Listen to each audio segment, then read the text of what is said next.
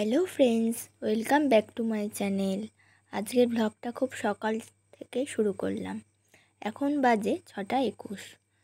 সকাল সকাল চান করে নিয়েছি, কারণ আজ যাব ধপধপি দক্ষিণেশ্বরে পুজো দিতে। বাবা অটো বুক করেছিল, বেরিয়ে পড়েছি আমরা। আমি, বাবা, মা, আমার একটা জেঠিমা যাচ্ছি। রাস্তায় যেতে যেতে বাবা মালা কিনে নিল। এই মন্দিরটা যেতে বারুইপুর পড়ে, তারপর ধপধপি, সেখানেই এই মন্দিরটা। যারা শিয়ালদা থেকে আসবে তারা লক্ষ্মীকান্তপুর বা নামখানা ট্রেনে উঠে ধপধপি স্টেশনে নেমে অটোওয়ালাদের বলবে, তারা নিয়ে যাবে। কিন্তু যেতে বড় একটা বাজার বসে, সেটা আজ দেখলাম। তার উপর সকালবেলা, এই সিজনে যা ফল সব এখানে পাওয়া যায়। কত ফল, জামরুল, কালোজাম, লিচু, সবেদা, কাঁঠাল, পেয়ারা, দেখেই মনটা ভরে যাচ্ছিল। তারপর বাজার পেরিয়ে এবার যে রাস্তাটা ধরে যাচ্ছি, সেটা এত সুন্দর কি বলবো। রাস্তার দুধারে সবুজ আর সবুজ। এই রকম প্রকৃতি দেখলে মনটা ভরেই যায় একদম। রাস্তাটাও এত পরিষ্কার, যেন মনে হয় ওখানেই বসে থাকি। এত গাছ, খুব ভালো। আমরা তো জানি একটি গাছ একটি প্রাণ। গাছ ছাড়া আমাদের জীবন একদম অচল। তো এই যে দেখতে দেখতে আমরা মন্দিরে পৌঁছে গেছি। তোমাদের একটু মন্দির আর তার চারপাশটা একটু ঘুরে দেখাই, তোমরাও দেখো।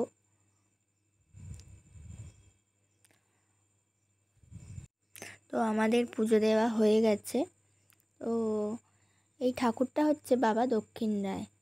আপনারা ইউটিউবে সার্চ করে লিখবেন ধপধপি দক্ষিণেশ্বর, আপনারা এর অনেক গল্প আছে। এটা কিন্তু সত্যি ঘটনা। আমি আমার বাবার মুখে, বাবা, ঠাকমা সবার মুখে শুনেছি ঠাকুর খুব জাগ্রত। যদি কারোর কিছু হয় তো ঠাকুর সারিয়ে দেন। মন্দিরের সামনে একটা পুকুর আছে, জলটাও খুব সুন্দর। এখানে জলও যদি আপনার যেখানে কোনো কিছু ব্যথা বা কিছু হয় তো সেখানে দিলে সেটাও সেরে যায়। তার পাশেই একটা নতুন মন্দির হয়েছে, শিব মন্দির। এই যে সেই শিব ঠাকুরটা। এবার আমরা বাড়ি ফিরবো। ফেরার পথে একটা জিনিস চোখে পড়ল, একটা বট গাছ, কিন্তু তার ভেতরে মা শীতলা বাস করেন।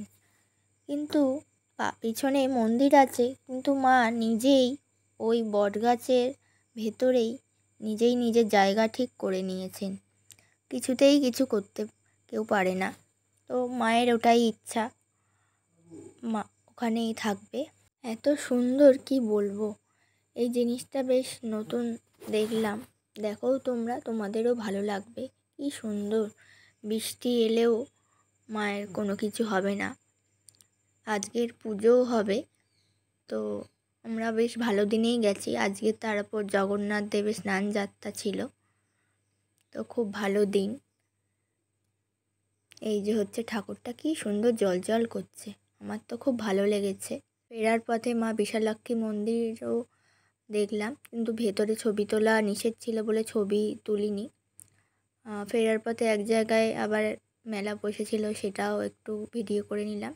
বাড়ি ফিরেই আকাশটা একদম কালো করে এসছে, মেঘলা হয়ে এলো। তারপরে দেখি আবার বৃষ্টিও চলে এলো।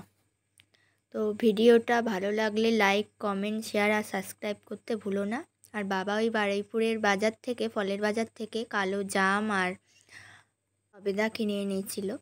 তো আজকের মতো টাটা। নতুন ভিডিও নিয়ে খুব তাড়াতাড়ি